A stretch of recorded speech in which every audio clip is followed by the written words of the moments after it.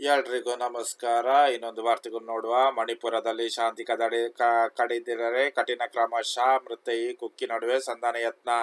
ಜನಾಂಗೀಯ ಗಲಭೆ ಪೀಡಿತ ಮಣಿಪುರದಲ್ಲಿ ಮತ್ತೆ ಹಿಂಸಾಚಾರ ಪ್ರಕರಣಗಳು ಹೆಚ್ಚುತ್ತಿರುವ ಹಿನ್ನೆಲೆಯಲ್ಲಿ ಕೇಂದ್ರ ಗೃಹ ಸಚಿವ ಅಮಿತ್ ಶಾ ಉನ್ನತ ಮಟ್ಟದ ಭದ್ರತಾ ಸಭೆ ನಡೆಸಿದ್ದು, ಶಾಂತಿ ಕದಡುವವರ ಮೇಲೆ ಕಠಿಣ ಕ್ರಮ ಕೈಗೊಳ್ಳುವಂತೆ ಖಡಕ್ ಸೂಚನೆ ನೀಡಿದ್ದಾರೆ. ಕಳೆದೊಂದು ವರ್ಷದಿಂದ ಸಂಘರ್ಷಕ್ಕೆ ಮೂಲ ಕಾರಣವಾಗಿರುವ ಮೈತೇಯಿ ಮತ್ತು ಕುಕ್ಕಿ ಸಮುದಾಯಗಳ ನಡುವೆ ತಲೆದೋರುತ್ತಿರುವ ಬಿಕ್ಕಟ್ಟು ನಿರ್ವಹಣೆಗೆ ಕೇಂದ್ರ ಸರ್ಕಾರ ಸೇತುವೆಯಾಗಿದೆ. ಎರಡು ಸಮುದಾಯಗಳನ್ನು ವಿಶ್ವಾಸಕ್ಕೆ ತೆಗೆದುಕೊಂಡು ಸಮಸ್ಯೆ ಶಾಶ್ವತ ಪರಿಹಾರವನ್ನು ಶೀಘ್ರದಲ್ಲಿ ಕಂಡುಕೊಳ್ಳುವುದಾಗಿ ಅಮಿತ್ ಶಾ ತಿಳಿಸಿದ್ದಾರೆ. ಕಳೆದ ಒಂದು ವರ್ಷದಿಂದ ನಡೆಯುತ್ತಿರುವ ಹಿಂಸೆಯಲ್ಲಿ ಮಣಿಪುರದ ಸುಮಾರು 2020 ಜನ ಸಾವಿಗೀಡಾಗಿದ್ದಾರೆ. ಕೇಂದ್ರ ಸರ್ಕಾರ ಹಾಗೂ ರಾಜ್ಯ ಸರ್ಕಾರಗಳು ಸಾಕಷ್ಟು ಭದ್ರತಾ ಕ್ರಮಗಳನ್ನು ಕೈಗೊಂಡಿದ್ದರೂ ಹಿಂಸಾಚಾರ ನಿಯಂತ್ರಣಕ್ಕೆ ಬರುತ್ತಿಲ್ಲ. ಅದೇ ರೀತಿ ಪಾಠ್ಯದಲ್ಲಿ ಇಂಡಿಯಾ ಭಾರತ ಎರಡು ಬಳಕೆ ಎನ್ಸಿಇಆರ್ಟಿ RSSನ ಅಂಗಸಂಸ್ಥೆ ಕಾಂಗ್ರೆಸ್ ಆಕ್ರೋಶ.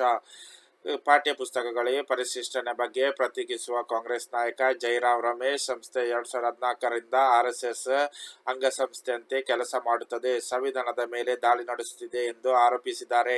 ಟ್ವೀಟ್ ಮಾಡಿದ ಅವರು, ನೀಟ್ 2024ರ ಗ್ರೇಸ್ ಅಂಕಗಳಿಗೆ ಎನ್ಸಿಇಆರ್ಟಿಯನ್ನು ರಾಷ್ಟ್ರೀಯ ಪರೀಕ್ಷಾ ಸಂಸ್ಥೆ ಟೀಕಿಸಿದೆ.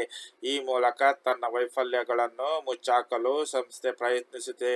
2014ರಿಂದ RSSನ ಅಂಗಸಂಸ್ಥೆಯು ಕೆಲಸ ಮಾಡುತ್ತಿರುವ ವೃತ್ತಿಪರ ಸಂಸ್ಥೆಯಾಗಿ ಉಳಿದಿಲ್ಲ. 11ನೇ ತರಗತಿಯ ಪ್ರತಿಷ್ಠಿತ ರಾಜ್ಯಶಾಸ್ತ್ರ ಪಾಠ್ಯಪುಸ್ತಕದಲ್ಲಿ ಜಾತ್ಯತೀತತೆ ಹಾಗೂ ಈ ವಿಷಯದಲ್ಲಿ ರಾಜಕೀಯ ಪಕ್ಷಗಳ ನೀತಿಯನ್ನು ಅದು ಟೀಕಿಸಿದೆ ಎಂದಲಾಗಿದೆ. ನಮ್ಮ ಸಂವಿಧಾನ ಭಾರತ ಮತ್ತು ಇಂಡಿಯಾ ಎಂಬ ಎರಡು ಪದಗಳನ್ನು ಹೊಂದಿದೆ. ಹೀಗಾಗಿ ಪಾಠ್ಯಪುಸ್ತಕಗಳಲ್ಲಿ ಎರಡು ಪದಗಳನ್ನು ಬಳಸುತ್ತೇವೆ ಎಂದು ಮುಖ್ಯ ದಿನೇಶ್ ಪ್ರಸಾದ್ ಸಕ್ಲೇನಿ ಸ್ಪಷ್ಟಪಡಿಸಿದ್ದಾರೆ. ಸಮಿತಿ ತನ್ನ ವರದಿಯಲ್ಲಿ ಪಾಠ್ಯಪುಸ್ತಕ ಇಂಡಿಯಾ ಪದದ ಕೈಬಿಟ್ಟು ಭಾರತದ ಪದ ಬಳಸಬೇಕೆಂದು ಶಿಫಾರಸು ಮಾಡಿತು. ಅದರ ಬೆನ್ನಲ್ಲೇ PTI ಸುದ್ದಿಗೋಷ್ಠಿ ನೀಡಿದ ಸಂದರ್ಶನದಲ್ಲಿ ಎನ್ಸಿಇಆರ್ಟಿಯು ನಿಲುವು ಸ್ಪಷ್ಟಪಡಿಸಿದ ಸಕ್ಲೇನಿ, ನಮ್ಮ ಸಂವಿಧಾನ ಎರಡು ಪದಗಳನ್ನು ಹೊಂದಿವೆ. ಹೀಗಾಗಿ ಯಾವಾಗ ಅದರ ಕುರಿತು ನಾವು ಚರ್ಚೆ ನಡೆಸುವುದಿಲ್ಲ ಅನಗತ್ಯ. ಎಲ್ಲಿ ಭಾರತದ ಪದ ಮುಂದಕ್ಕೆ ಹೋಗುತ್ತದೆಯೋ ಅದನ್ನು ಬಳಸುತ್ತೇವೆ, ಎಲ್ಲಿ ಇಂಡಿಯಾ ಪದ ಹೊರಗುತ್ತದೆಯೋ ಅದನ್ನು ಬಳಸುತ್ತೇವೆ. ಈ ಎರಡು ಪದಗಳ ಪೈಕಿ ಯಾವುದರ ಬಗ್ಗೆಯೂ ನಮಗೆ ತಿರಸ್ಕಾರ ಇಲ್ಲ.